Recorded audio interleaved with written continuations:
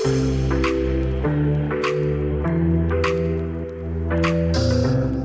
dethroners, welcome to today's episode, everyone. I want to dive deep into something that I think so many people struggle with, and that is the belief that we, in some way, are not good enough. So, I have shed more layers of fear and doubt in just the last 6 months. Here's what I know: we can't ever truly get rid of our conditioned mind. I wish we could, but we can't. It's just always going to be there as our default mind. But the magic is it doesn't have to run you. So I want to talk today about 5 steps that you can take to start shedding that fear and doubt so that you can live the life that your soul is calling you towards.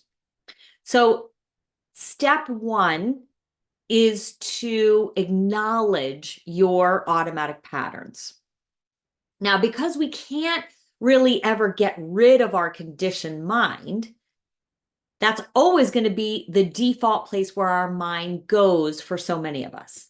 So for most of our lives, we're not even aware that so many of our thoughts and emotions and behaviors are unconsciously organized around avoiding this painful belief that we're not good enough. It's the reason we stay stuck in self-destructive behaviors and why we don't step out of our comfort zone and why we don't go for the life that we keep dreaming of. And why, even if we are going for that life, we keep searching for validation from others or validation from our next milestone and hoping that at some point we'll reach this place where we'll finally feel good enough. But here's the truth. If we keep chasing external achievements, and if we keep thinking, once I make the impact I want to make, once I discover my purpose, then I'll feel good enough, what we're doing is we're actually fueling the belief that we're not enough as we are. We're reinforcing that same old story that's been running our lives for years, maybe even decades. So as long as we look outside of ourselves for validation, we are remaining trapped in our inner critic's game, right? So while that part of our mind is trying to protect us from pain, it's doing it in a way that leads us in the wrong direction. So it is time for all of us to stop letting that part of our mind dictate our lives. We're always going to have that part of our mind. But instead, we need to reclaim our power by tuning into a completely different mind. And that's a mind that's already within us, but it's hidden beneath the layers of that automatic mind that we've been mistaking for our true selves forever. So this deeper mind holds entirely different thoughts and beliefs. And when we learn how to embody that different mind, everything changes. We experience different emotions, which has us engaging in different behaviors. And we begin to see the most important areas of our lives evolve in ways that we never thought possible. And that's everything from our experience of ourselves to what's truly possible for us, to our relationships with the most important people in our lives, to the most unexpected miracles and synchronicities that start to unfold that guide us towards what's next, and we start to see clarity in a way that we didn't have before. So this leads me to step 2, which is to recognize the role of your inner critic, okay? Because here's the thing, when you keep living your life based on the same automatic thoughts that have been running through your mind since you were a child, you're relying on the part of your mind that's only there to protect you from pain, to protect you from rejection or failure. And that's your inner critic self. That's your inner critic mind. It's always going to be there. And you might be on a journey of self-awareness and growth. And along that journey, you might be hoping to get rid of that mind. But the truth is, you don't need to get rid of it. It's actually wasted energy to try to get rid of it. You just need to stop identifying with it. Okay, so even this morning, I had those familiar thoughts of worry and doubt creep in. But the difference is that I don't get pulled into that mind. I don't get sucked in. I don't get hijacked. I've learned to stay grounded in my authentic self and to simply observe that inner critic without letting it take over my mind and my nervous system and my emotional self. I can even laugh at it now. Sometimes I picture myself soothing her like a cat, right? Her name's Worrying Wilhelmina, and she's always there, but she's no longer running the show. So I know how to soothe her and calm her down when she's in her repetitive and familiar rants. So those negative thought patterns and those emotional responses and those behaviors might be frustrating to you, but they are actually defense mechanisms. And like I said before, they are there to defend you from the rejection and failure, okay? And that's the role that your automatic mind and your automatic self play. So these thoughts and beliefs were ingrained in your mind a long time ago, beginning with that first time you experienced feeling like you weren't good enough. That typically happens between the ages of 3 and 6. For me, it was in kindergarten. So this automatic mind gets unconsciously imprinted to help you survive that fear of not being enough. Now, you didn't choose this. It's the natural conditioning of every human being. But now, those patterns of thoughts and beliefs and emotions and behaviors are stuck in an outdated mindset. And that outdated mindset is desperately trying to protect you from a version of you that no longer exists. See, you are no longer your little child self, but you keep getting triggered back into that version of yourself constantly. And you don't even realize you're in that version of you. You just think, well, I'm really upset and here's why, right? But if you look below the surface of when you're upset, you're triggered into a pain that's been there before many, many, many times. So when you try to force yourself to change your thoughts through willpower, right? Or you have an expectation that you're going to change those thoughts, you're actually creating more tension within what is an already overloaded system. And that's been on overdrive for decades. So true change comes from breaking free of this automatic conditioning moment by moment every time it arises, and not fighting against it and not judging it and not wanting that automatic programming to not be there. So let's talk about step 3, which is embracing the paradox of letting go.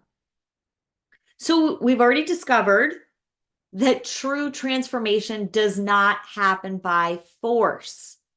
So it happens by softening. So the paradox is this: when you release the need to control your life, to control your future, to control other people's experiences and thoughts and beliefs and judgments and opinions, you realize that the universe has always been in control. You start to realize that you've actually never been in control. You've made choices, and those choices have caused your life to go where your life goes. And sometimes you like the direction your choice created, and sometimes you don't. But all you ever have control over is to make the choice that seems like the right fit right now. And interestingly enough, you can do that within seconds when you stop using your automatic mind to make those choices. See, this is for my overthinkers out there, right? Overthinking will never, ever, ever make you make the right choice. So all you have control over right now is to get in touch with your vision. It could be your vision for how you want to feel in your life. Maybe you want to feel more grounded. Maybe you want to feel more calm, more centered, more present. It could be a vision for the relationship that you want to have with a significant other or a child or somebody else that you love. It could be a vision for your health. It could be a vision for your business. It could be a vision for abundance and making money.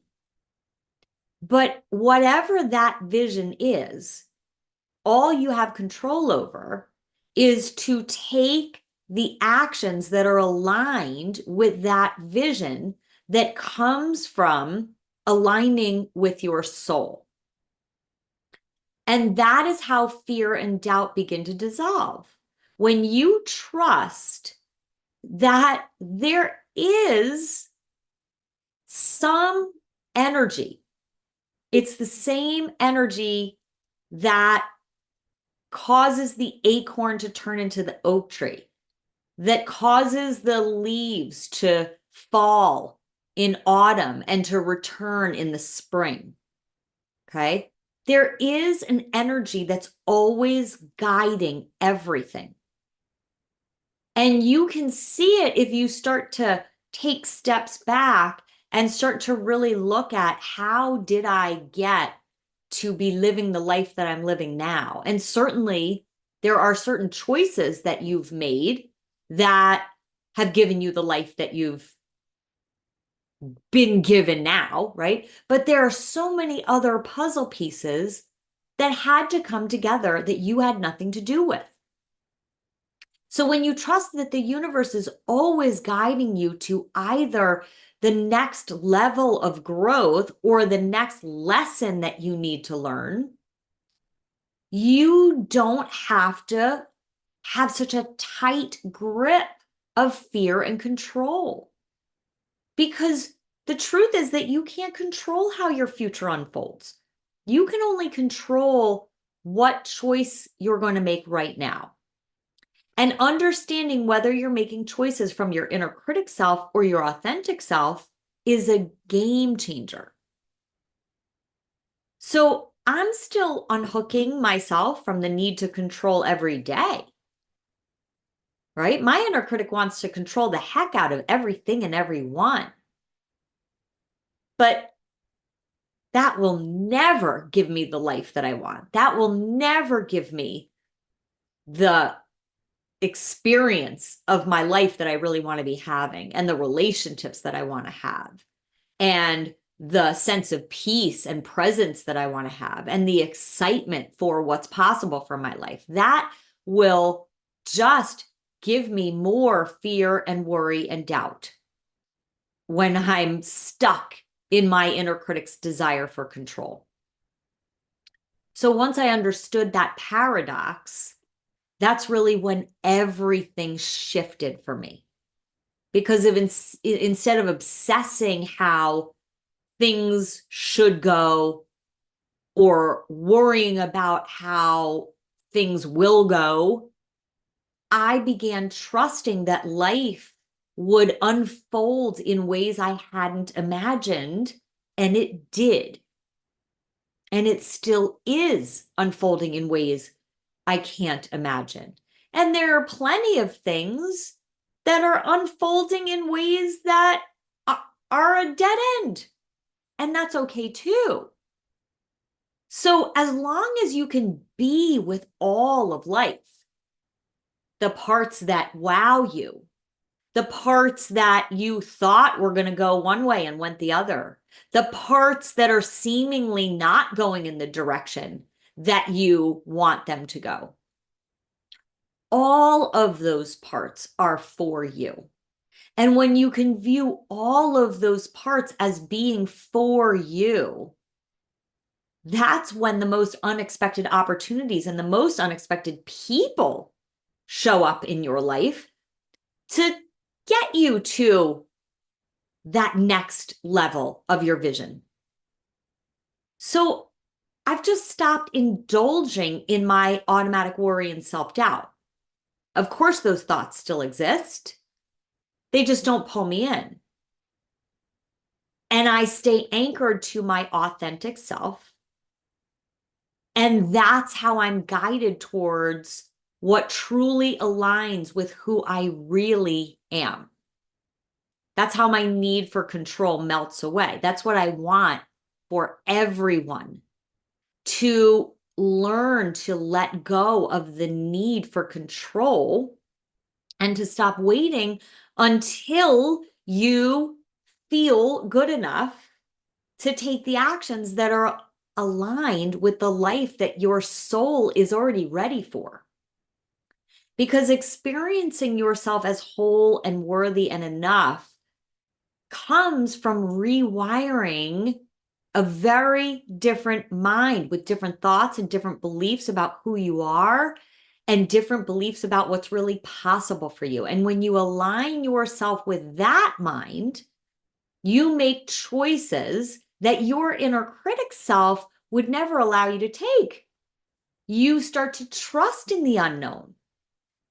You have more courage to take steps towards leaving that career or that relationship that's stifling you. Or you take steps to build that business you've always dreamed of, or the book that's been within you for years. You take the steps, even if you have no idea where it's going. And the more you trust, the more your fear and doubt and control dissolve. You begin to feel peace and freedom now, instead of waiting for your goals to be achieved or the money to arrive or the external changes to happen, because you start to know it's all on its way. And whatever is on its way might be very different than you can ever imagine it to be now. And chances are it's probably even more magical than you could ever imagine it being right now.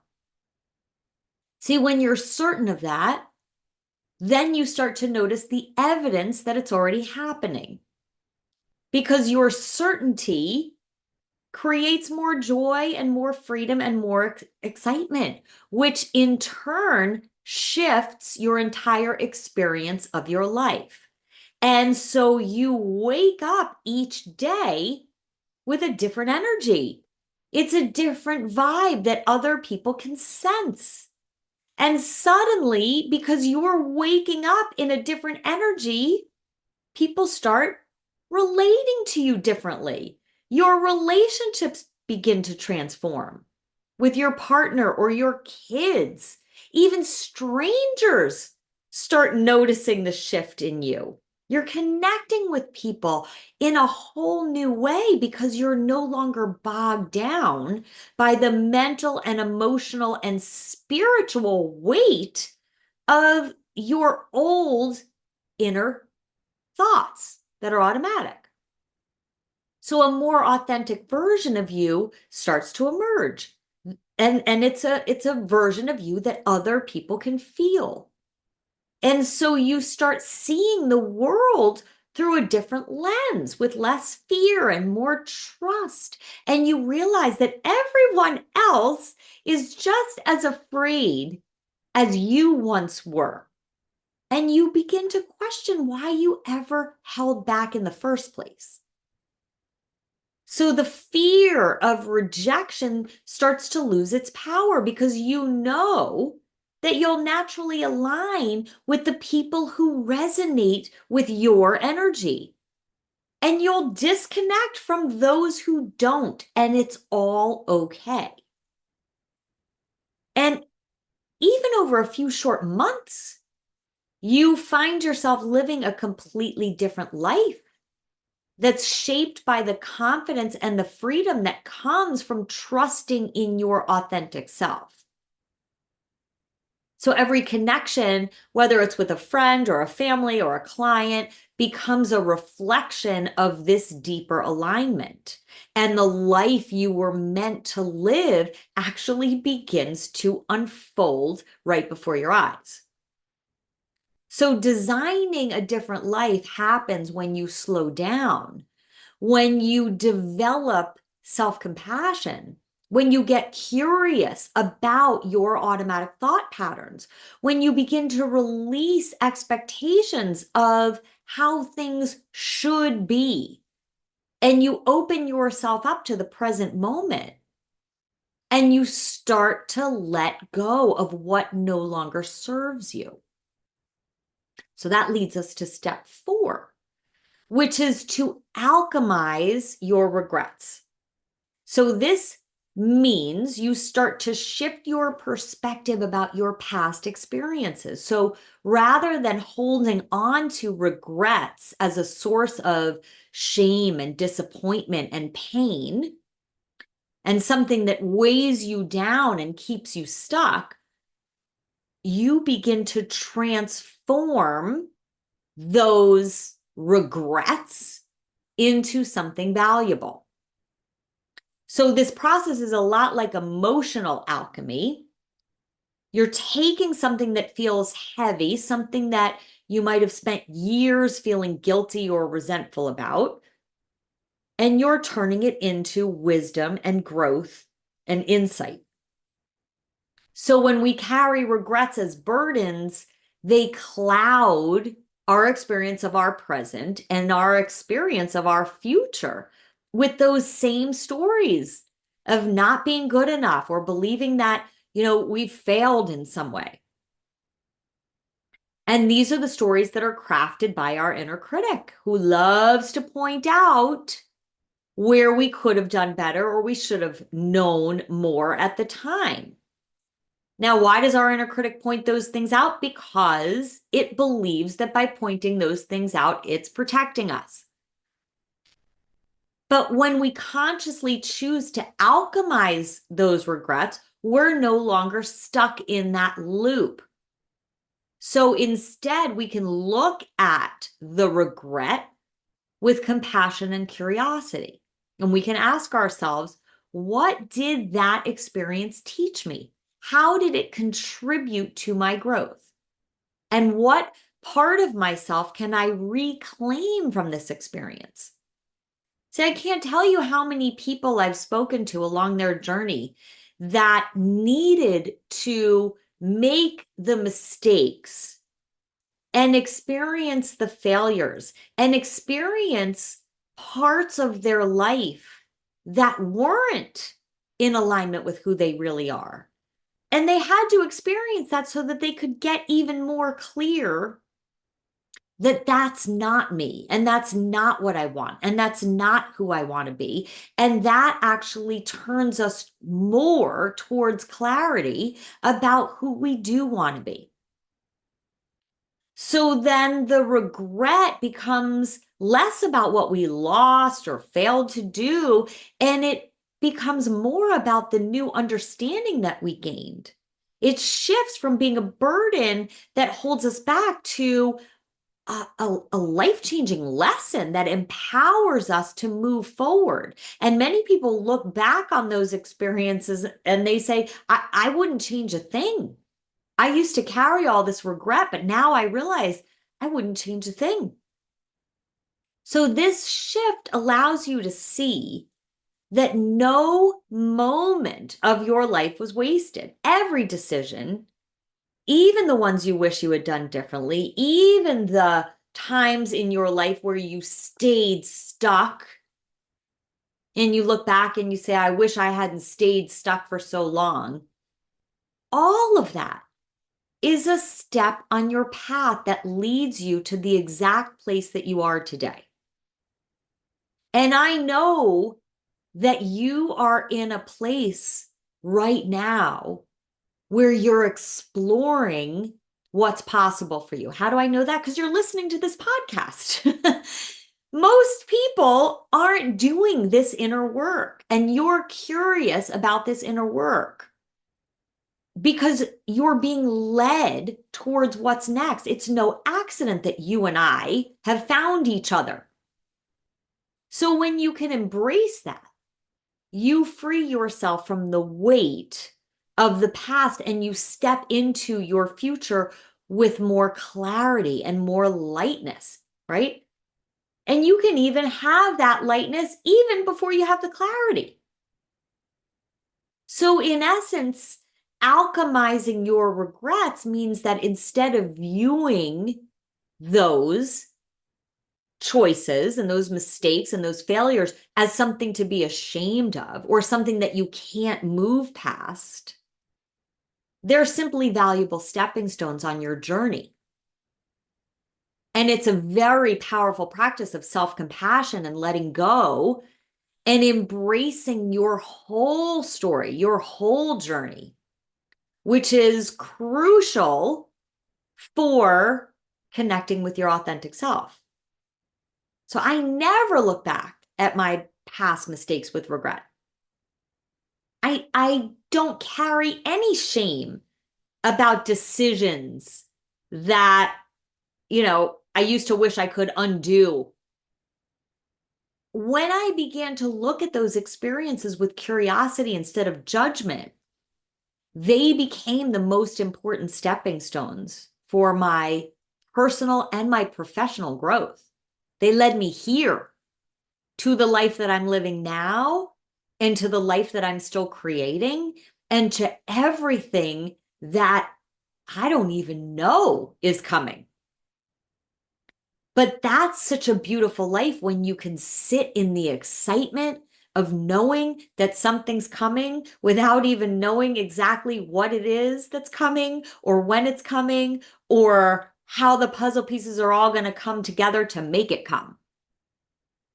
So that leads us to step 5, which is to trust the process and connect with your true authentic self.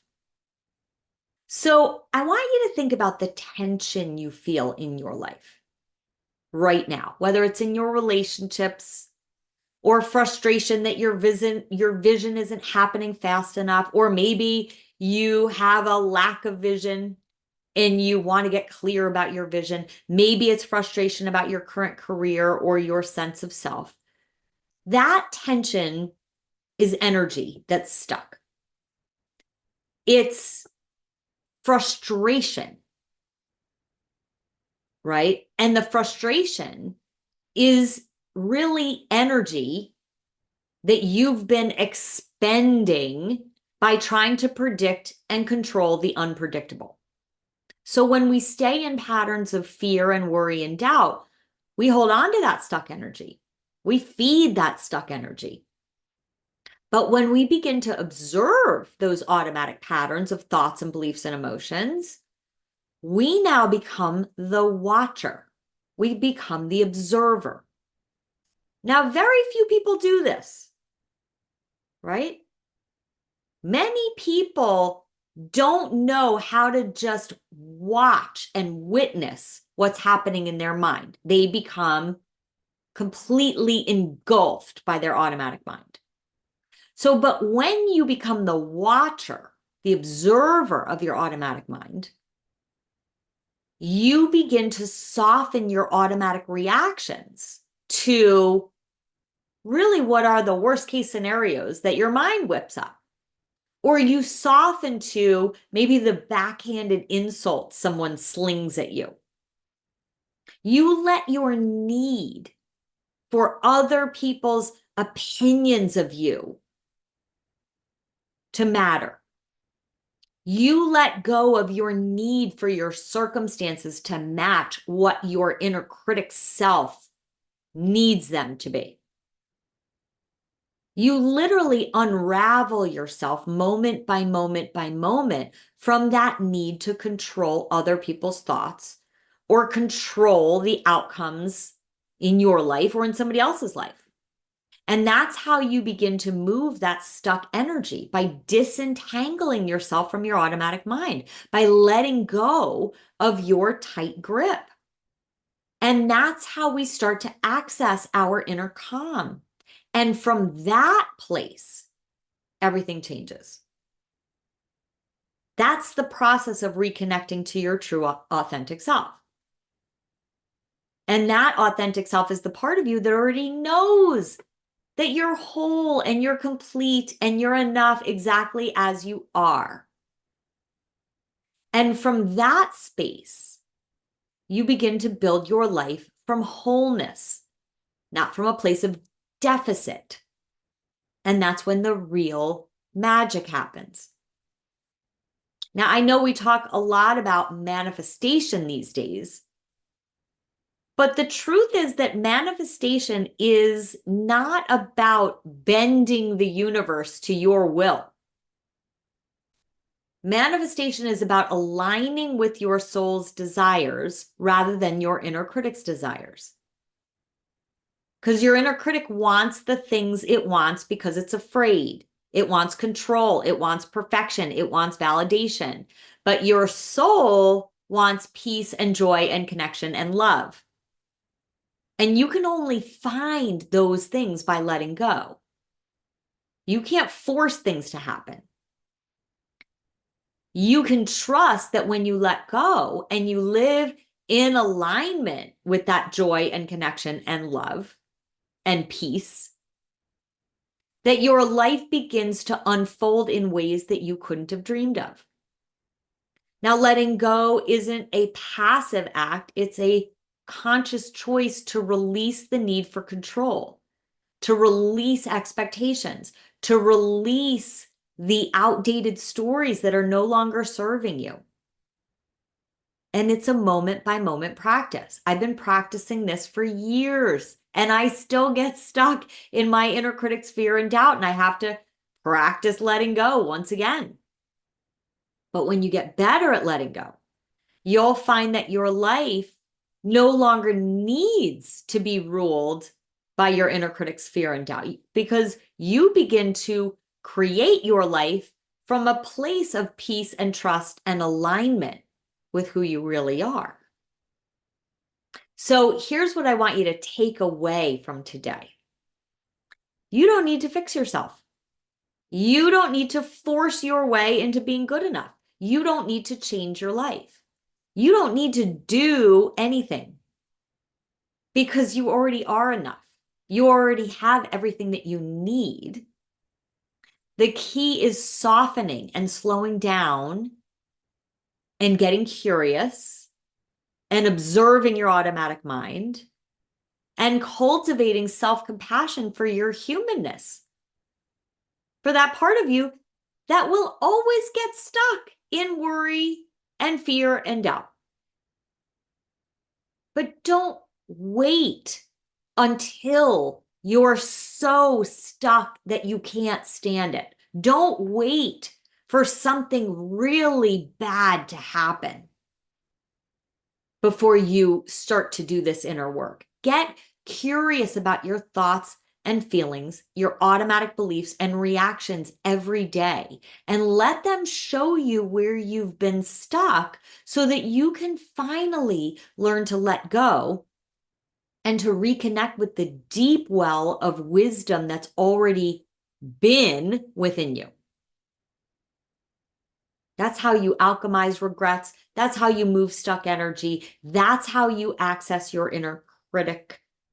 That's how you unhook from your inner critic. And that's how you access your inner calm. And that is how you rewire a different mind to navigate your future. See, manifesting your dream life isn't about getting everything that you want. It's about aligning with the deeper desires of your soul. And when you consistently step into that alignment, your life unfolds in ways beyond your imagination. And that's the true magic, surrendering to the process, trusting that everything you need is already within you, and that other people and other experiences will show up along your path to take you where you're meant to go. When you stop clinging to the things that you believe you have to have, you free yourself up to receive what's truly meant for you, what's waiting for you. So that's my invitation for you today, to let go and to watch your life guide you towards what is your true destiny. So thank you for tuning in today. If you loved today's episode, please subscribe and leave a review, because your feedback helps me reach more people who are ready to tap into a life of peace and joy and presence, and to create the life that they truly desire. And don't keep this episode to yourself. Please share it with someone who needs to hear this message today, because together we can spread the transformation. So thanks again, and I'll see you in the next episode.